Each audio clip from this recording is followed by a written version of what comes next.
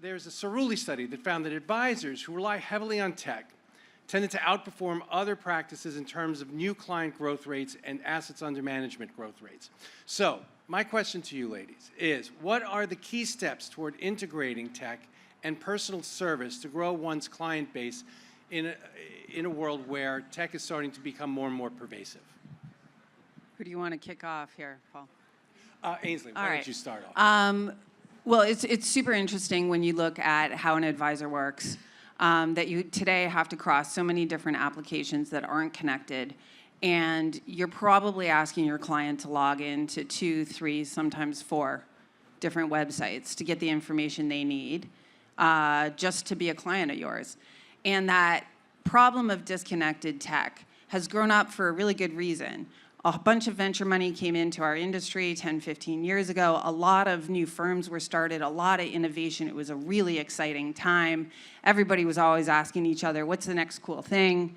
What are you using? What are you using? We were told to do best of breed. But here's the plot twist. It's super incredibly hard to connect all that tech, and it's really hard to give your client a connected experience. And so what I think firms have to really focus on isn't just the question of what is my team using to do the job, what custodian are they using, what portfolio application, what trade application, what CRM. That's all cool. That's just like table stakes. The question you have to ask now is, how does workflow work? How does data work? How do I make sure that what my advisor sees and is what my client sees, and that there's no light between those numbers? And that's the challenge of this next 5 to 15 years, and that's the problem we have to solve. And there are a lot of really great new emerging solutions so that we can just clean up this disconnected tech problem. I don't know about anybody else, but I find that my finances are spread across nearly a dozen different apps on my phone. So what's the key to helping advisors get a clear, consolidated picture of a client's financial situation and build trust when everything is so disconcerted, Joanne? Yeah, just to build a little bit on what you said. So I work at a company called Domain Money, and we have a flat fee advisory practice where people upload all their information. We do some analysis, a lot of analysis of it, and give them back a one-page, sometimes several-page plan of what they need to do. And because we make it so concise, we use a lot of technology on it, the NPS rating from those consumers is 10 out of 10. I didn't believe it for a long time, but it's been consistent because they feel like they use technology to make it easy. The CFPs have a very specific way and methodology of how they deliver it back, and they get one-on-one help. So it's not all technology with no people. It's a combination of those two things. And what it does is it helps standardize the process, helps speed up the ease and use for the consumer, as well as for the professionals and the financial side of it. The other one that, talking about VC, my Wealth.com hat, I advise them. Today they just announced a $30 billion Series A round. And what they do is estate planning, because it's one of the hardest things in the world to keep track of your legal documents. They have a dashboard that keeps them all in one place and lets you change them. When I saw it, I was amazed by it and where they've come, because otherwise you pay lawyers out for hours and hours of time. And I had a personal experience where I asked my attorney to change something in my mom's will, and he did it incorrectly. And my mom's 87, and so like hours, days could be a big difference. And we were lucky that we caught it, but he charged us for the mistake and for the correction, and then being able to see it. And so platforms like Wealth will change that for people. But there is so much that the consumer expects. You can order a pizza on DoorDash, and you can watch exactly when making it where it's coming. People have that same expectation, or even more so with their money, and we haven't been able to give them that at all. So, there needs to be a lot of investment. There needs to be a lot of change in behavior, really more on our side of the industry, because the consumer is ready for that ease and convenience. Yeah, I think you could look at companies like the Magnificent Seven stocks. Everybody's heard of those guys, right? I don't have to list them.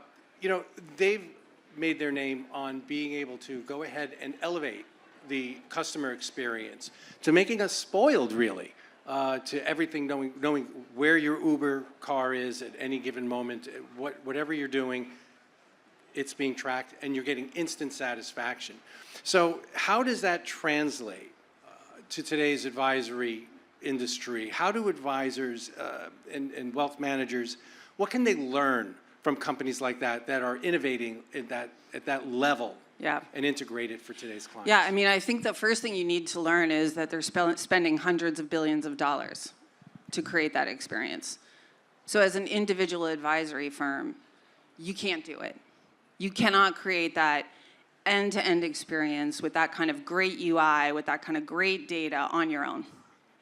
It would be silly for you to try. You'd have to hire all that talent. I mean, honestly, there's no way. So what you need to depend on is on platform partners, people who are going to spend those hundreds of millions of billions of dollars, and that you can leverage your experience fractionally from those kinds of platforms. So instead of, my advice would be, instead of looking to kind of build your own experience, look at platform partners and say, how can I tailor the experience that I want to deliver? Focus, we were talking yesterday about the things that make you unique and special, using a platform instead of a bunch of stuff. And I think that is the fastest path for our industry to get to where it needs to go. We can't continue to have experiences where things don't connect because your client won't get that wonderful kind of experience you're talking about, because it's really expensive to build, guys. It ain't cheap, and you have to maintain it, and you have to work on it every minute of every day of every year. And the question I would ask myself if I was an advisory firm is, this is what I'm good at? Or am I really good at client relationships and delivering advice and helping people with their money? So I think you have to really be careful about where you spend your time and what you ask your team to do if you're gonna really, truly hit the expectations of the clients that are coming on now. Totally agree with that. I think that there are so many great tools that you can use out there. It's hard to pick the right ones. It's hard, I think you're right, and it's very hard to be small in there. And so you've got to figure out where you're going to invest. And if you don't invest, you will ultimately have challenges later on down the road, right? Because people outgrow it. The next generation of consumers does not want to go to a meeting face-to-face. They do not want to not be able to open their app and look at what they're doing. They actually are more comfortable with technology sometimes than people. Than they are with humans, yeah, and absolutely. so, like, that's coming. I'm one of them, but I call us the bad boomers, right? Like, we've got the bad boomer generation sort of is on the verge of, getting rid of that behavior. The millennials and below will not tolerate that. They will actually probably do nothing versus do something that isn't tied to a tech solution. So you have to have one. I worked at SoFi for 4 years. I built that brand and the operations there. I was COO, CMO, and people loved that. And we literally spent hours and days tearing down every bit of the experience. How fast could they upload their documents? How fast could they upload their ID? How fast could they get an answer? Could they chat someone? And it made a huge, huge difference. And if you don't have those things, you think it doesn't matter, but it actually does. Oh, yeah, The all those iceberg moments. is melting. Yeah, all those moments that matter. So I run a platform called Wove Platform at BNY, and studying those moments that matter and finding those faster solutions and picking those items where you don't have to do the extra step and the extra work, so your investor, your end client, doesn't have all that drama, thinking about workflow, all those things is what takes the time, the money, the effort. And if you can't do that, unless you're a really large firm, I mean really large firm, You really need to pick the right partners, figure out what you're going to do and use, and get on a path of getting something really modern in your shop. Because as soon as a client lands on your thing and it looks like it's from the 80s or 90s, they're gonna go. They just will. So to speak of that, that's on the tech side, right? And we are definitely focused on the tech side today because that is the future. We're future-proof, right? But at the same time, we do still have a foot in the 20th century a little bit. You know, we've got boomers, we've got millennials, we've got Gen Xers, but we also have next gen. And we'll get to them in a minute. But how, at this point, if you're integrating all of this tech and you're looking for ways to do it, how do you still keep the human touch, especially for an RIA, let's say? How do you keep that human touch and still maintain the technological balance to grow your practice? Yeah, I mean, at Domain, what we do is it's a very specific expectation with the customer. Hey, we're going to have this meeting. We're going to go over this. You can call us back and ask us about this. We're going to give you next steps. That we're empathetic and we're there. And that's why the NPS comes out 10 out of 10 on it, is because they actually know the person on the other side. And they feel like they're very prepared. It's a very standardized process with all sorts of exceptions in it, because there are exceptions. At SoFi, when we did student loans, you know, the exception was if you had extra income, commission, other things. But for the most part, people were W-2. And then as we started to get edge case customers, we had to add different things. And really understanding that and getting that feedback and doing real product development with your customers, right? Like, how many people survey their customers and talk to them about their experience, what they like, what they don't like? You know, how many people know how their customers rate them and think about them? That's really, really important. Most people intuitively know it, but they have no data on it, and they don't actually know what is better, good, better, best. The other thing, and not to keep bringing it back to technology, but look, people are getting financial education on TikTok today. It might not be the best, right? Like, we can argue that, but as we were talking, we're just happy people are getting some education and interested in it. And it's a crazy phenomenon. And so, like, don't ignore the DIY folks and that people want to go on that journey, because when they get to us, it means they've got money or they want help. But there is an entire world of people out there that we could do more for. Yeah, I think the conversation about what are you going to do as the advisor and what do you want to leave to technology is the most important conversation you can have in your firm. Because if you really look at how you and your staff spend your time, I would challenge you all to rate it as high quality, high impact time. Do like just a little 4x4. Is this high quality, high impact time for my business and my client experience? Or is this waste of time stuff where I'm just re-entering stuff and moving paper and, you know, doing stuff that, honest to God, shouldn't a computer be able to do? And we talked yesterday about how the role of human advice, you know, they mentioned on the panel, Shannon and the team mentioned on the panel yesterday, Robos didn't win, guys. It didn't win. It's a segment. It didn't win. You're still here. You're still as relevant and valuable and incredibly important as you always have been. But let's not waste it. Let's not have your time be spent on stupid stuff. Let's have your time be spent with clients, holding their hand, helping them understand their future, meeting their goals, hitting their dreams. That's why you got in the business.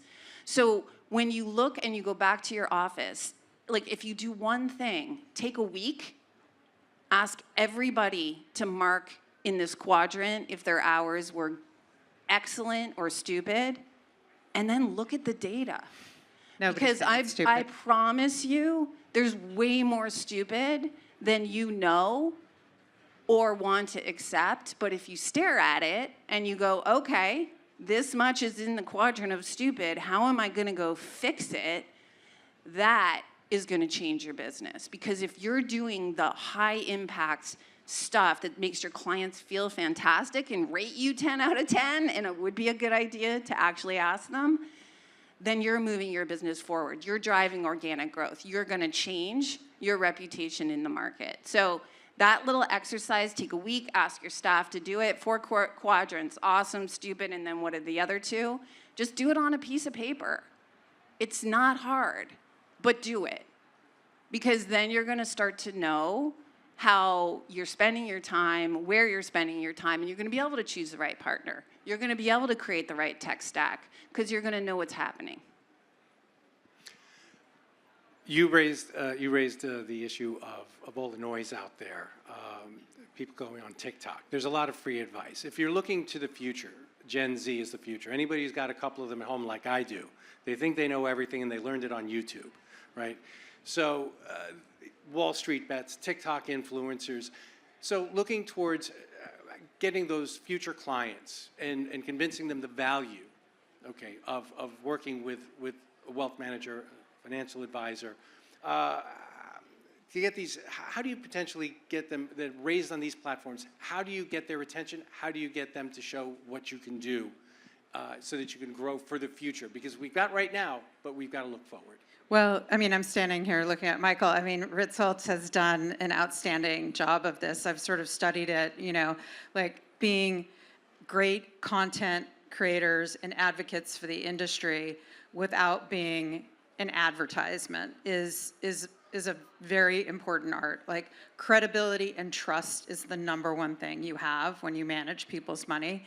How do you earn it, right? I would say earning it at the country club is not the winning way any longer. I think you've got to earn it through, you know, who you are, what you stand for, how you're putting the information out in the world. And, you know, whether it's on TikTok, whether it's on Facebook, you know, one of the things that Domain we did was there's a Moms in Technology group. We did a webinar for them the other day. Got 20 customers in a day from that because that group really needed us. They trusted the CFP. They were like, this is amazing. She also wrote a book called Financially Fearless, Tech Mom's Guide to Money. So it was kind of a layup. But so it's just one of those things that you've got to build that authentic trust. There are platforms to do it that are free. You know, you just have to make sure you have compliance. I'm sure there's somebody here selling some compliance software for you on your content. Don't break the rules. And really just pushing that forward. But, you know, doing it for the long term, being clear who you are, because everybody's looking for someone. The niche world still matters a lot, right? I built company, you know, I was the president of Honey. We sold it for $4 billion to PayPal. We built it on applying coupon codes for dudes playing games using Mr. Beast ads. So there are niches out there for every single one of you, and you can go own it as a content person. There's some great people that do content here. Thomas Koppelman, there's tons of them. Here comes Michael to take us home. Music. All right, this was incredible. Thank you so much. Let's hear it for the panel. Thank you. Thank you. Great job.